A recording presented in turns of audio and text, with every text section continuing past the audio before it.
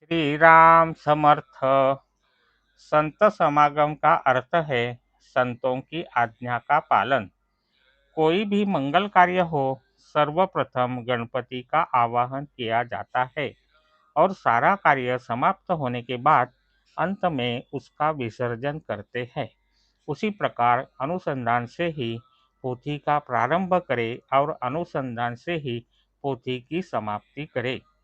लौकिक कार्य में गणपति का विसर्जन करने के बाद हम बचे रहते हैं, पर अनुसंधान का विसर्जन करते समय हमें उसमें विलीन होना चाहिए। जैसा रखा हो वैसा रखो, किंतु मैं तुम्हें न भूलूं, इतनी भीख मुझे दो। ऐसी गुरु के चरणों में हम प्रार्थना करें। भगवान को भूलकर भजन मत करो। भगवान का स्मरण रखकर यदि सब्जी भी मंडी से ले आए तो भी उसकी सफलता अधिक है। संसार हमें क्या कहेगा, ऐसी लज्जा के डर से भगवान को हम दूर न करें। मैं कौन हूँ इसका विचार करें, और ऐसा विचार करने के लिए मैं किसी का भी नहीं हूँ इसका चिंतन करें।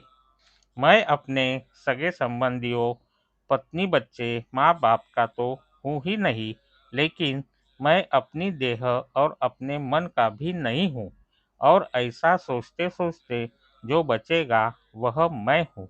सच्चा संतोष अकेलेपन में है, इसीलिए द्वैत का जनक अभिमान कैसे कम होगा इसका चिंतन करें। अतः मैं करता नहीं हूँ, ईश्वर करता है, यह समझे। सभी प्राणियों में भगवान ही है, यह सोचे और सत्समागम करे।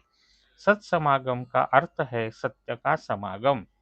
सत्पुरुषों के वचनों पर विश्वास रखकर तदनुसार वृत्ति निर्माण करना ही सच्चा सत्समागम है। संतों पर अनन्य श्रद्धा रखी।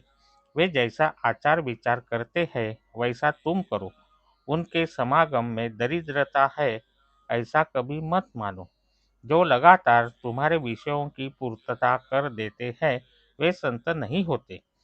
सच्चे संत विषयों की आसक्ति कम कराते हैं। ऐसे संतों की शरण में जाना चाहिए। संत ही निर्विषय चित्त कर पाते हैं। संत ईश्वर के दर्शन की लगन पैदा करते हैं। लगन पैदा कर देना ही संतों का कार्य है। संतों की भाषा में लगन होती है, अतः वही भाषा हम में लगन निर्माण करती है। संत जैसा कहे वैसा आचरण करना चाहिए। संतों के बिना संसार असंभव है। जो देह धारण करके दिखाई देते हैं, किंतु वास्तव में जो देह के अतीत होते हैं वे ही संत होते हैं।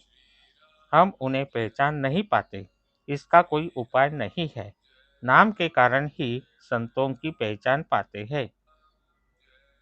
उसी के कारण उनका हमारा द्वैत मिटा पाते हैं और अभिन्नता स्थायी कर पाते हैं। जो भगवान का नामस्मरण करेगा उसे भगवान से मिला देंगे, कहीं रुकावट नहीं होगी। किंतु जो केवल शब्द ज्ञान के फंदे में रहेगा, शब्द के अनुसार आचरण नहीं करेगा, उसकी आसक्ति कम नहीं होगी, उसका जीवन सफल नहीं होगा। आज का बोध वचन।